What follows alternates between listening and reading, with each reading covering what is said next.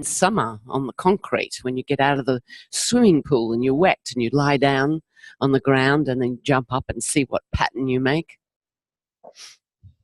what impression you leave.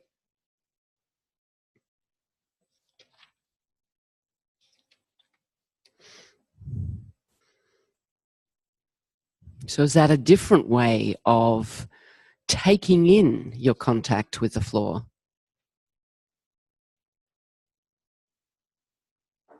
So it has some visual, could have more of a visual component because you've been asked to look at it. What would it look like when you stand up? But it also requires you to sense which parts of you are in contact with the floor and perhaps to notice the degree of pressure or weight, because those areas would leave, could leave more paint, or if it's hard enough, the paint may come off when you stand up.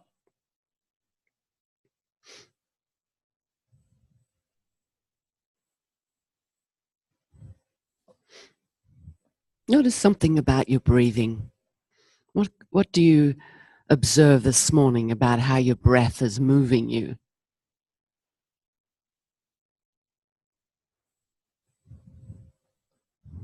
So there is always some movement.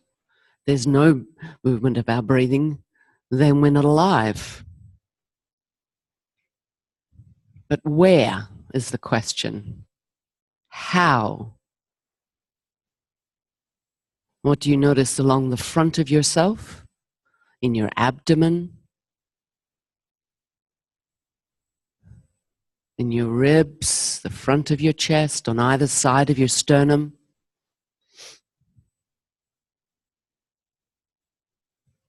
Up in the region of your clavicles and between your clavicles and shoulder blades at the back?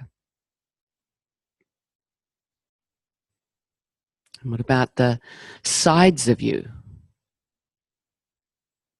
The right side and the left side. Do you notice that you move differently as you breathe in on either side? Maybe one side fills out or is more responsive to expanding than the other. And what about in the area of your waist on either side?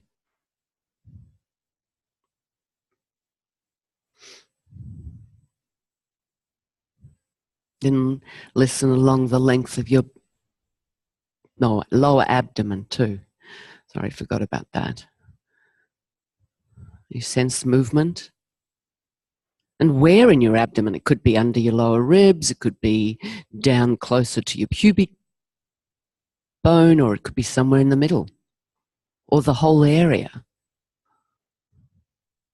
It's not about making yourself breathe somewhere, although it's very difficult to notice one's breathing without it changing, which is good news for us because we are guiders of people's attention.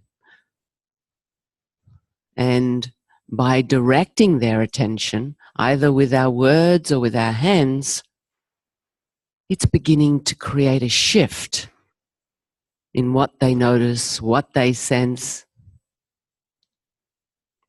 And listen along the length of the back of yourself.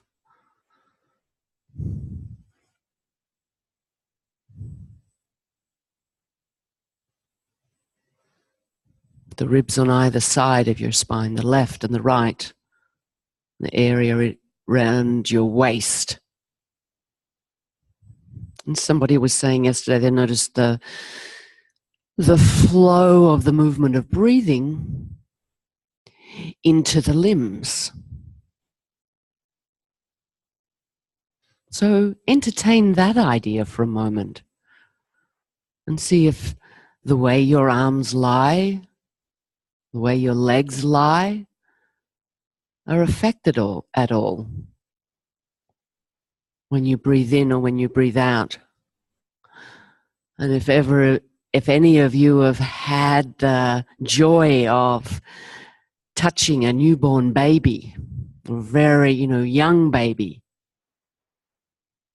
you might have noticed that wherever you put your hands, if you're listening and they're quiet, you feel the movement of their breathing.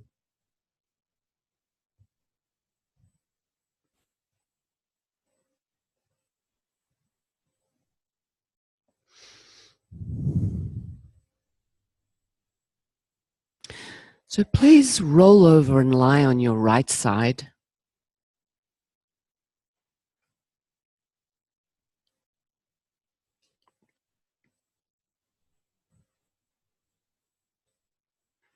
Is this the side we were doing yesterday? Or were we on the left side? Do you remember? Left. Please roll over and lie on your left side. For those who weren't here yesterday, this will be a little challenging. But just think about some of the movements you did yesterday, lying on your left side. What can you recall?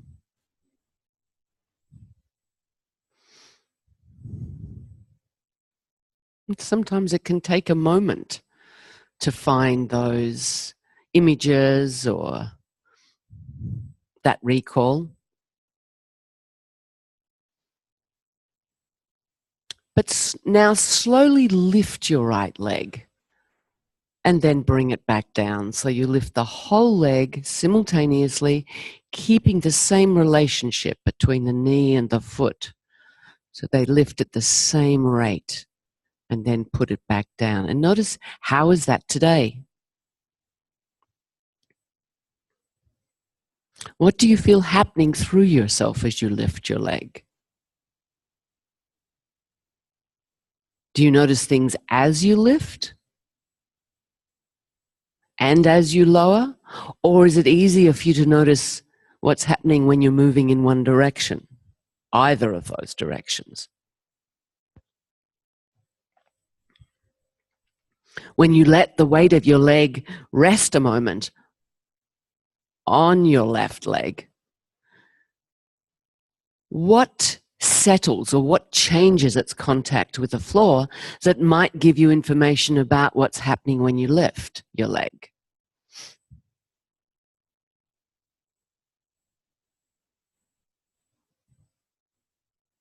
Can you sense your breathing continuing in the background? Or do you feel that tendency to stop your breath when you lift your leg? Or tighten a little bit somewhere in a way that might interfere? So changing our breath, changing where we're breathing, doesn't necessarily mean we're interfering with our breath. It could be an adapting, using the musculature differently so that we can do the action that we're intending to do. Okay, pause a moment with your right leg on top of your left.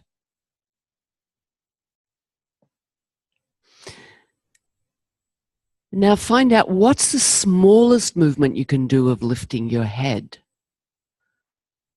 And know that you've changed your sense of weight or contact of your head with either your arm or with the flats underneath your head or with the floor. And at the end of the day yesterday, we were looking at what we could see inside lying and looking at the direction, the line of the spine and the curves of the spine and the orientation of the head, the curve of the neck. So observe how you're choosing to lift your head and then begin to explore if there's an easier direction.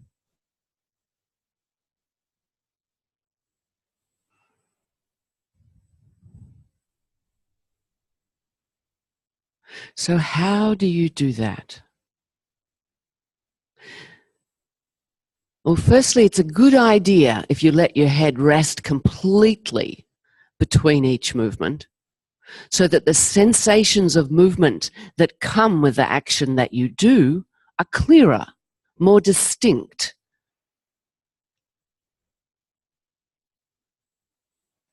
And notice if there's any tendency for your head to roll a little in one direction or slide a little. And if that's the case, let that happen.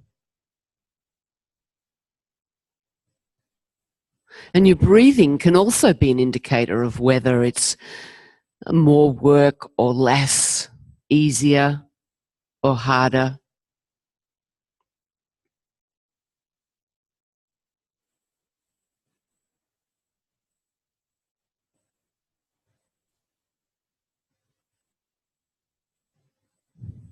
Pause a moment, rest on your side.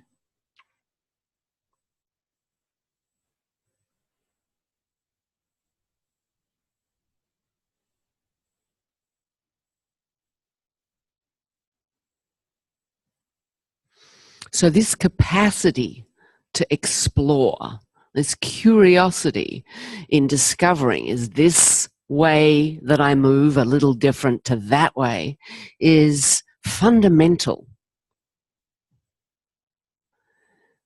to the Feldenkrais method, to provide our nervous system with more choice. So rather than just interpreting the instruction, doing an action, and repeating it the same way, we vary it a little here, a little there, and it's a strategy that we use when we're working with other people, that little differences can make a big difference. And over time, if you haven't learned that already, hopefully you will learn that in yourself and when you're working with others. So now begin to lift your head and your leg together. And notice how you do that.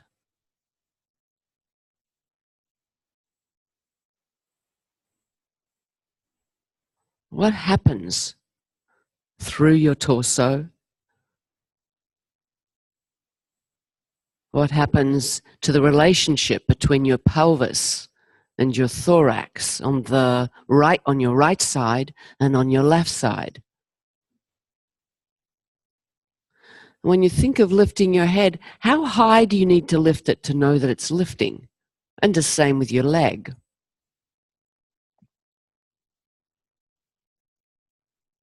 What happens on your underneath side, on the left side of you? Do you feel anywhere gets a little heavier on the floor or leans into the floor?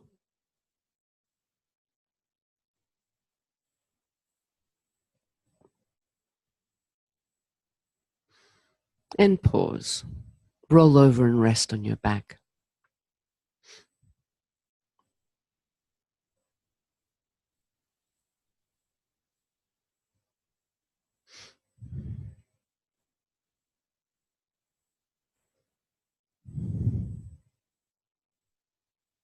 And scan your contact with the floor now.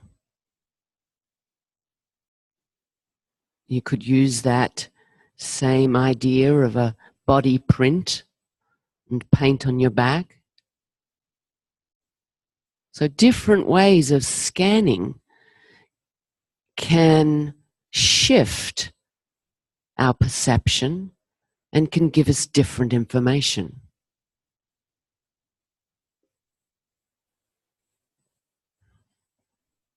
Please roll over and lie on your right side.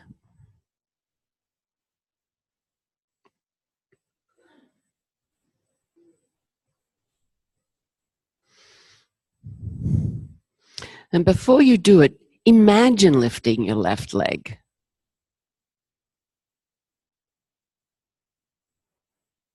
And what in your imagination can you identify as part of that action.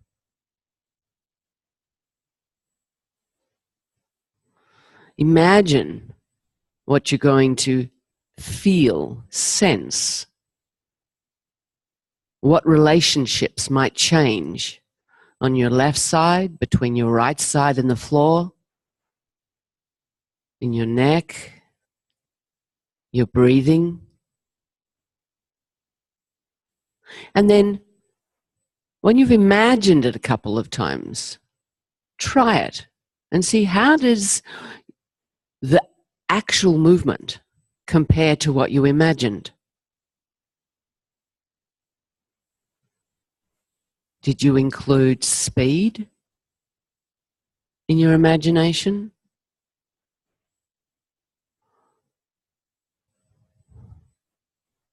So do it once or twice. Notice if you get more details that could fill out your imagination, and then imagine it again.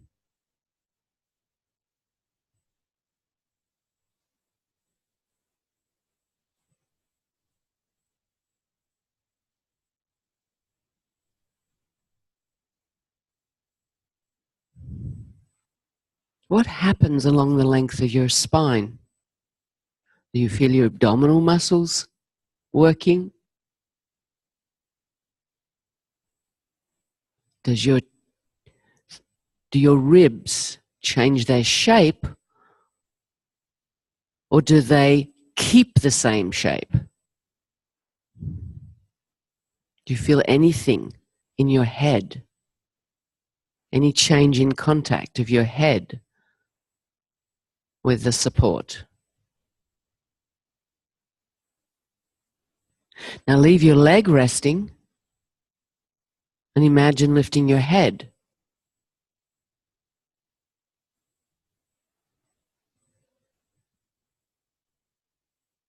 And when you do that, are you thinking just of your head?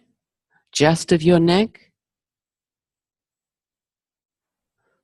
Or can it be connected through the length of your spine in your imagination to what might be happening elsewhere?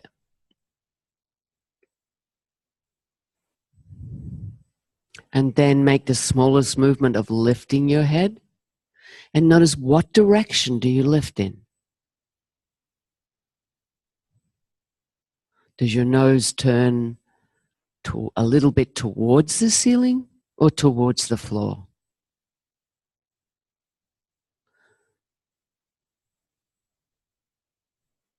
Do you feel anything mobilizing between your ribs and your pelvis as you begin to lift your head?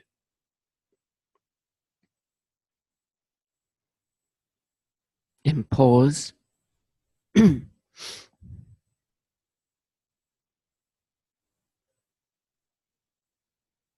Now imagine that you're going to lift your head and your left leg together. And in your imagination, do they both leave the surface they're in contact with at the same time?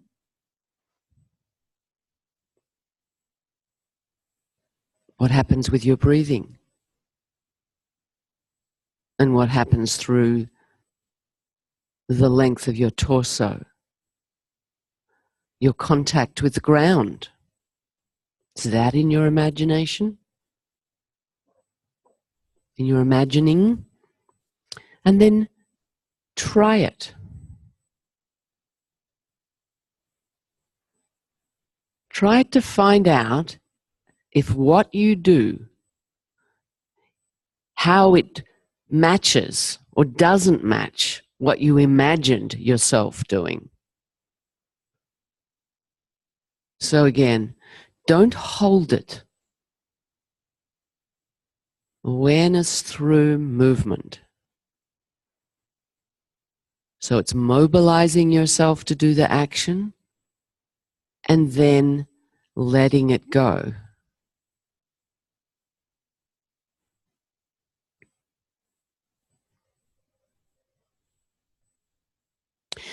Now, could you reach down and hold below your left kneecap with your left hand?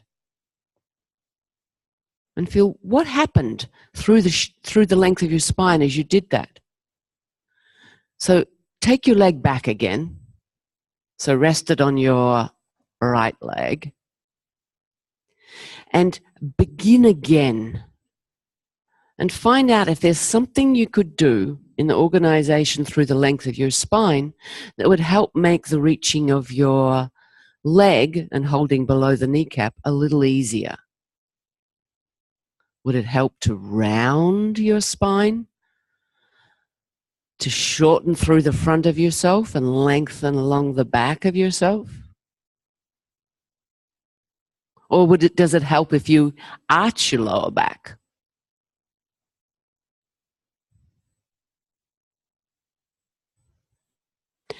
Which way allows more of you to participate in the movement easily so that less stands out?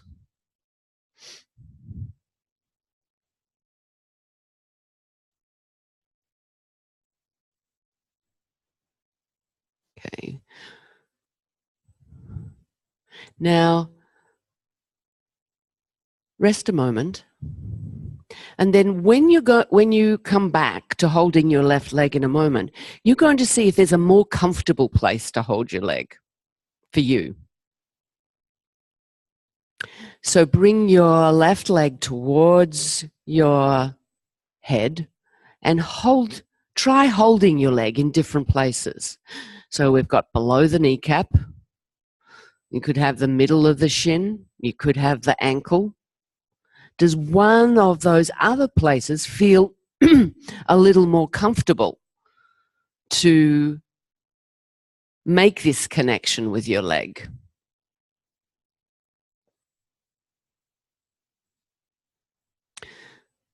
So wherever it feels comfortable, most comfortable for you to hold your leg, do that. And usually the most comfortable place is not necessarily below the kneecap, but it was a constraint that was in the lessons to begin with, and will come back again in order to evoke a particular change in some relationships.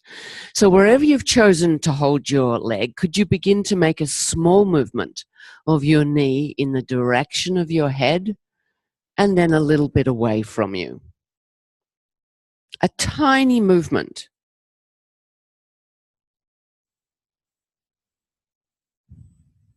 Towards and away from you. But hold your leg so that the knee and the foot are more or less at the same height, like we have been with the lifting of the leg. And from that position, bring your knee a little more towards your head and a little away from your head.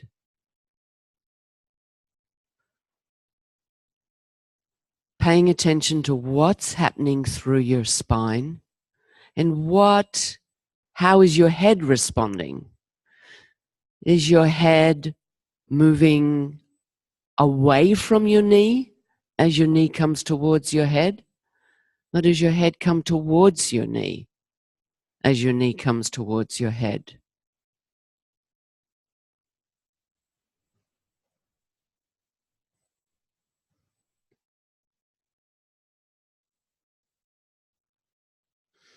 How are you breathing? And if yesterday in the ATM, one of the ATMs, we were looking at doing a movement where we moved equally in the ankle, the knee, and the hip. How would it be to involve all of yourself in this movement?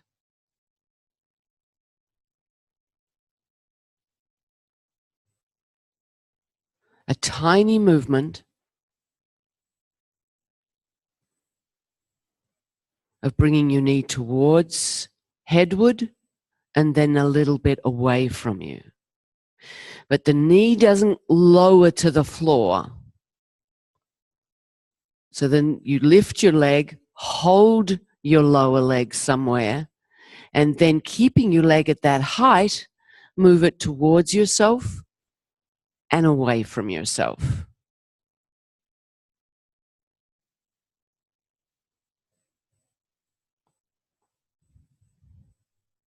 Okay.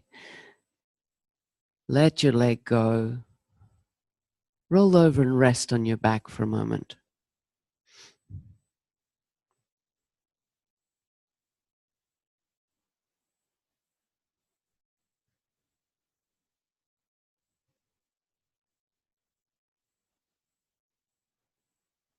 So that action could be a movement just in your hip joint. A movement, your knees moving in space towards your head and away. But you just do it, you isolate it in your hip joint.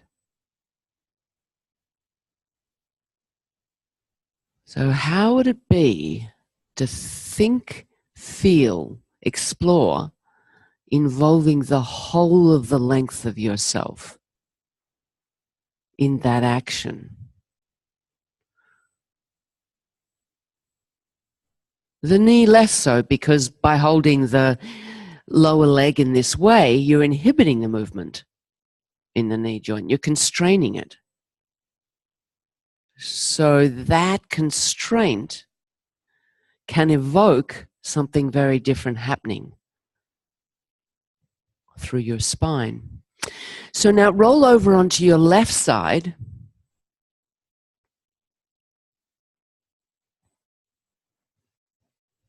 And imagine doing the movement.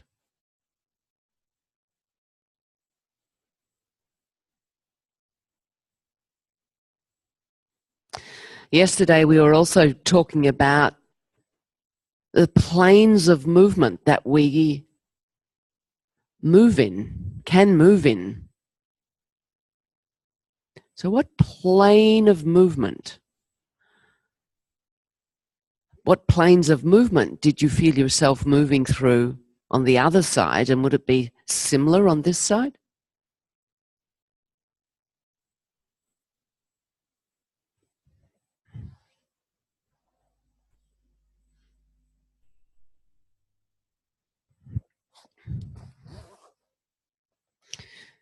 So when you've imagined, could you please bring your right knee towards yourself a little bit?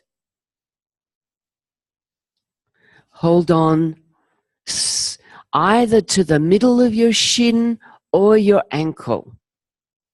Lift your knee at the height, a comfortable height from the floor, and begin to move your knee towards your head and away from your head.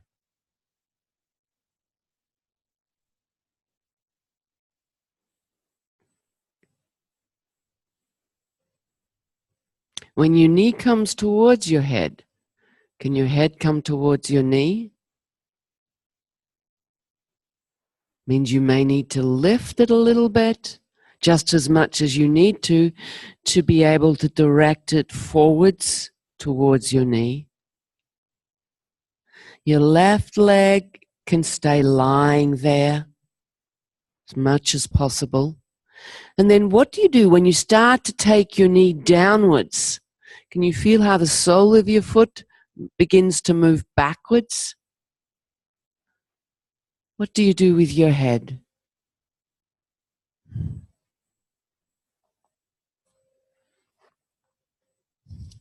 Try taking, as your knee goes downwards and away from you, try lifting your head and moving it backwards a little, so that your knee and your head are moving in the same direction. Sorry, opposite directions.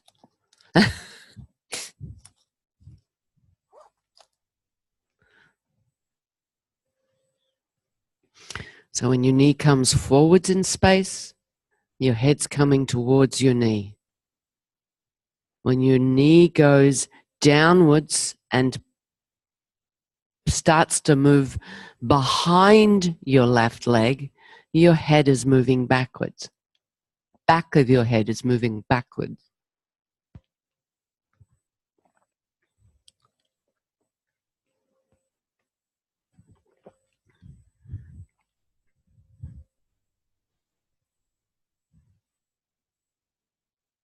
Feel how the shape of your spine changes.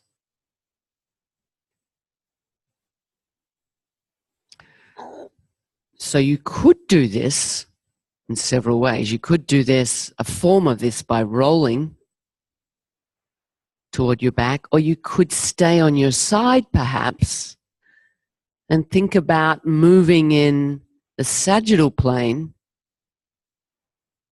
where you'd feel a folding and an unfolding, which seems to have been a little bit of a theme so far, this segment.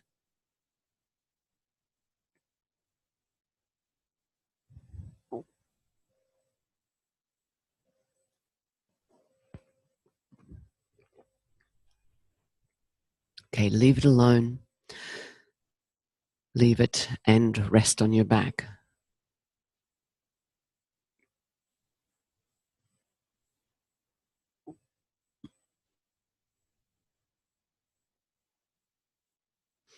So we've been talking a little bit about ideal movement and how an action begun in any area, if there's no interference, will pass through the entire skeleton.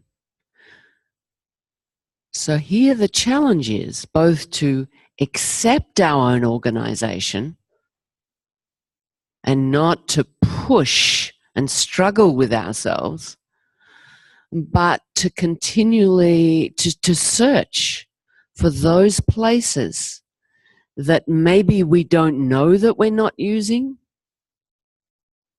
and that we could involve a little bit more in the action, in how we organize ourselves to do this particular movement. Could you please lie on your right side?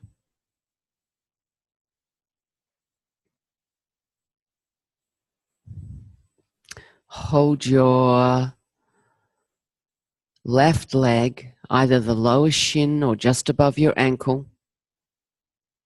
Lift your knee away from the floor so it's not pointing to the floor, but not so that your foot is higher than your knee.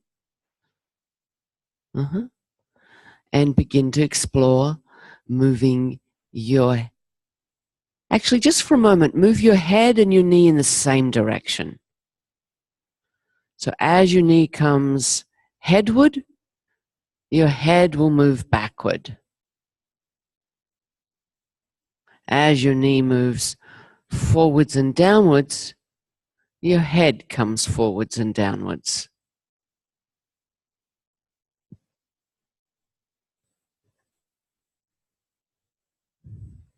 Notice what that's like.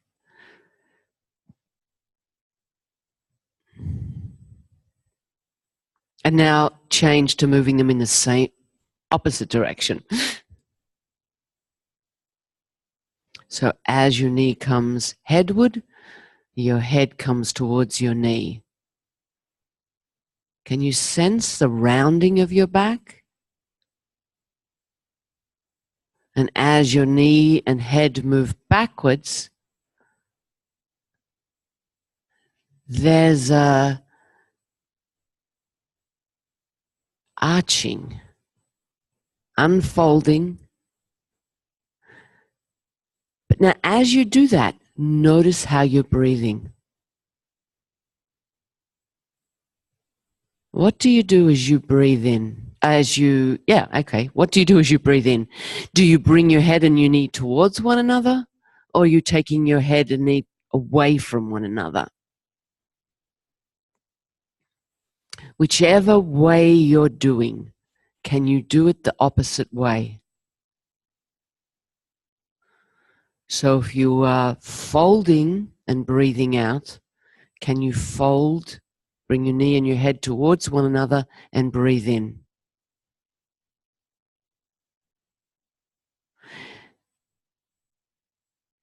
And making the movement smaller in order to find out if that's possible for you is permissible.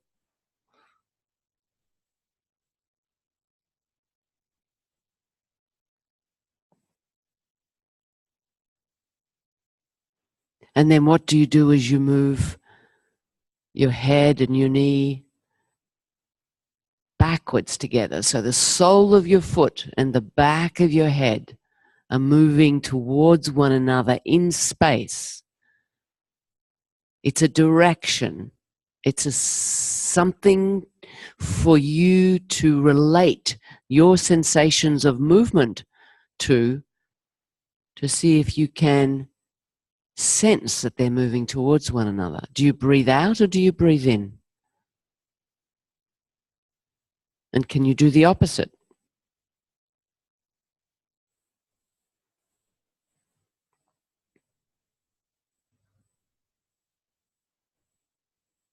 So hold not below your knee. Hold either the shin, mid shin, or near your ankle.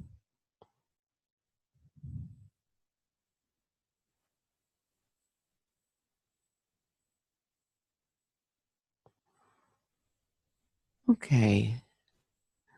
Let go of your leg. Roll yourself onto your back and take a pause.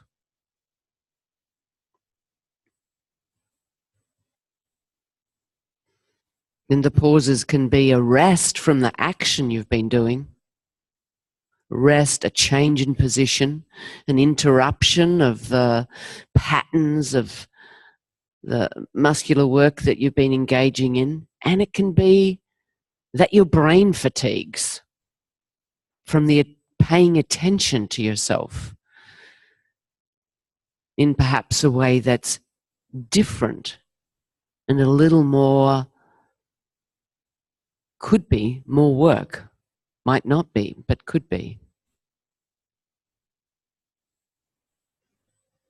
So our brains can get tired. I've had enough. And that can be an indicator when your attention goes away, or you start thinking about something else, or you're bored with the movement. Maybe it's time for a pause.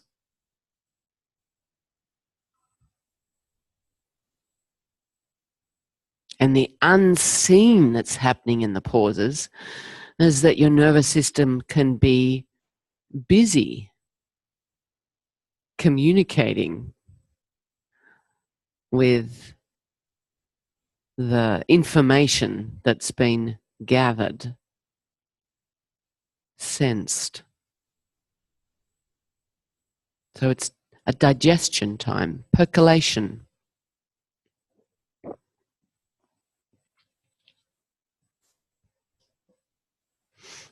Please roll onto your left side.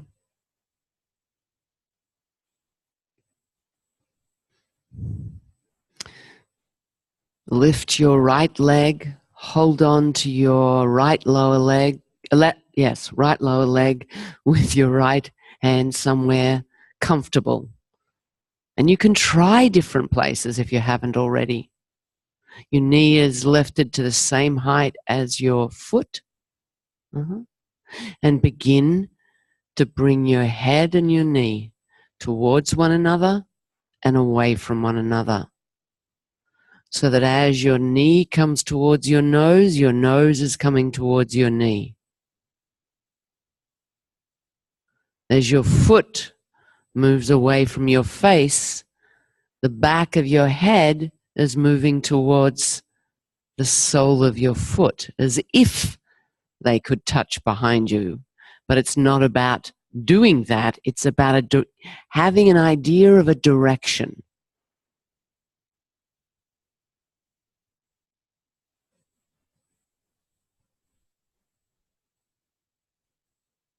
Feel the closing of your hip when your knee comes forwards and the folding of your chest as your head comes down. The opening of your hip and the lengthening of your front as your knee and head move away from one another.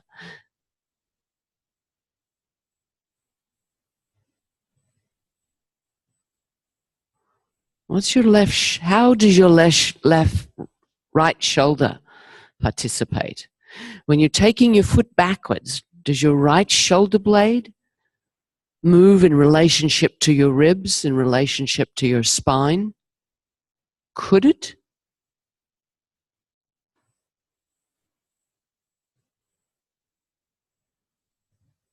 So that gradually, as more and more of yourself participates in this movement, and if you're really holding in a comfortable place, not below the kneecap, you'll find your leg can be brought more and more behind yourself through involving more of the length of your spine.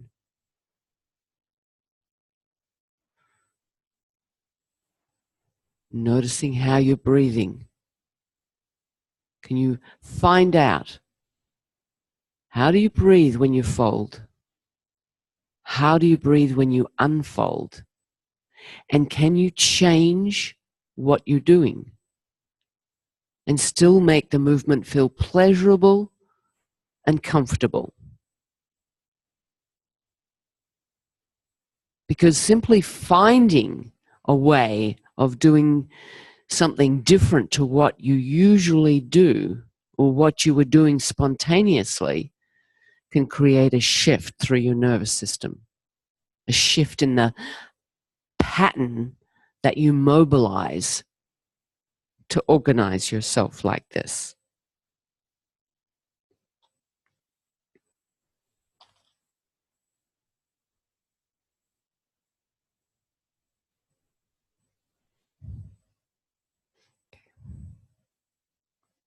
Pause on your side.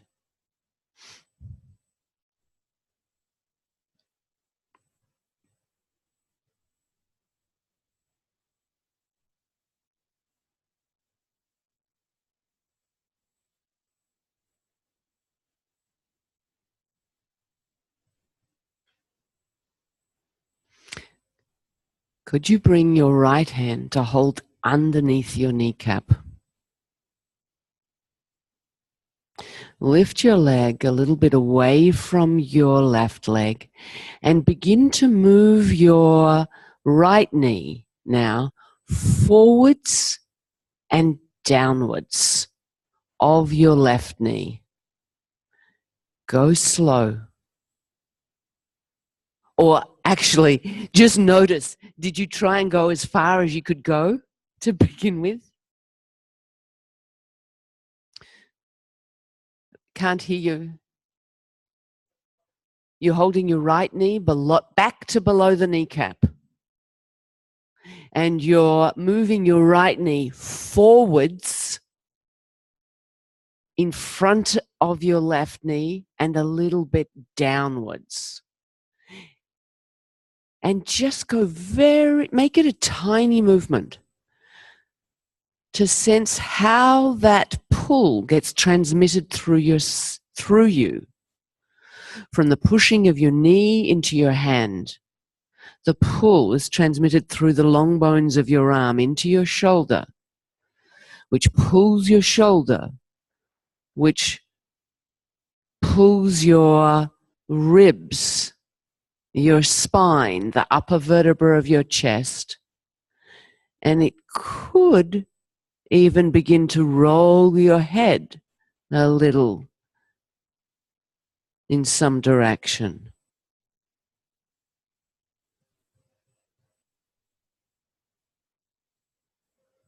How are you breathing as you're doing this?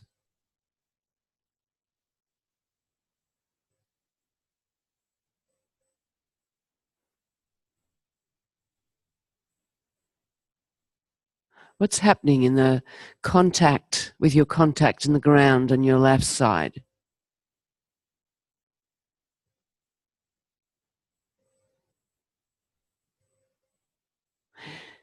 What does your head and spine know about this movement? And is there anything, if they weren't resisting or if they're not coming along for the ride, is there anything you could invite them to do that would make this movement feel more pleasurable, easier? It's not a big movement.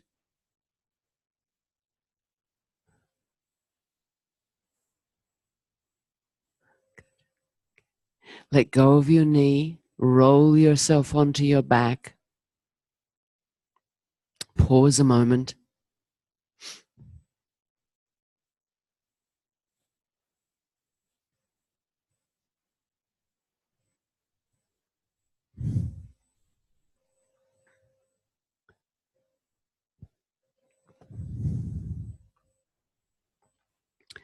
And now roll over and lie on your right side and explore the same idea. Remembering this is, we all organize our two sides, usually quite differently one from the other. So can you be interested in finding out what happens as you do this on this side? So your left hand is holding below your kneecap. You're moving yourself in a way to move your left knee forwards and downwards of your right knee. But you can explain, you can explore how much forwards, how much downwards. Because if you keep going just forwards, you're going to be rolling towards your stomach. That's one possibility. Rolling off your side towards lying more on your front.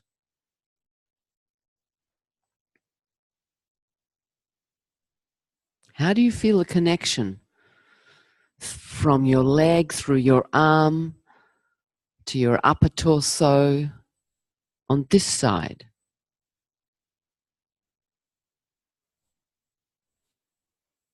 Do you feel your head is more connected, more clearly knows or responds to the movement than the other side, or less?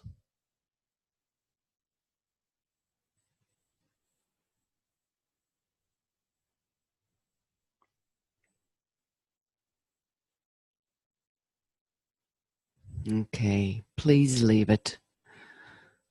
Roll onto your back and notice how you lie now.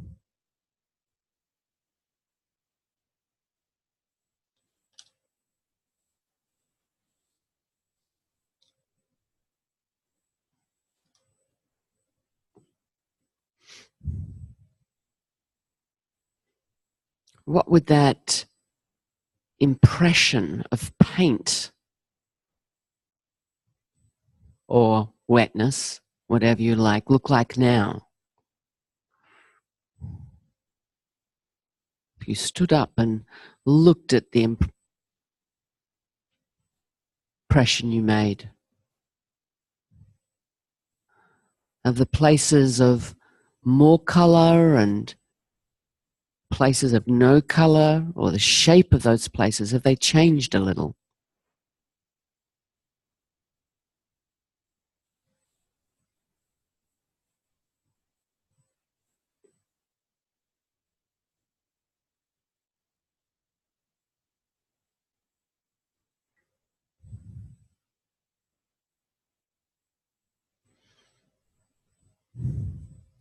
So is there more of you lying on the floor or less? You're lying more comfortable. Are there parts of yourself that you've now feel have given their weight a little more to the floor, so that that print, that body print, would have more color?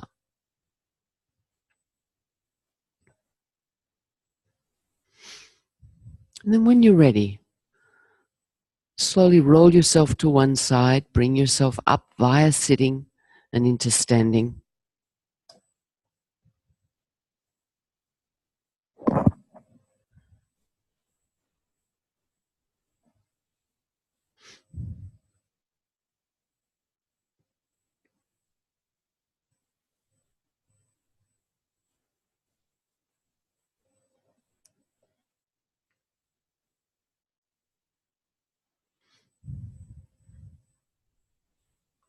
And what's your standing like now?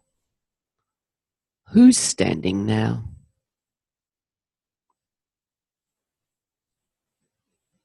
Is this experience of standing something that feels more like you, less like you, like a you that you'd like to be? And then when you're ready, walk around. But for a little bit, walk noticing what comes into your attention. Do you feel more drawn into yourself with your attention? More out of yourself in the room and world around you? Or neither strongly, but somewhere in the middle?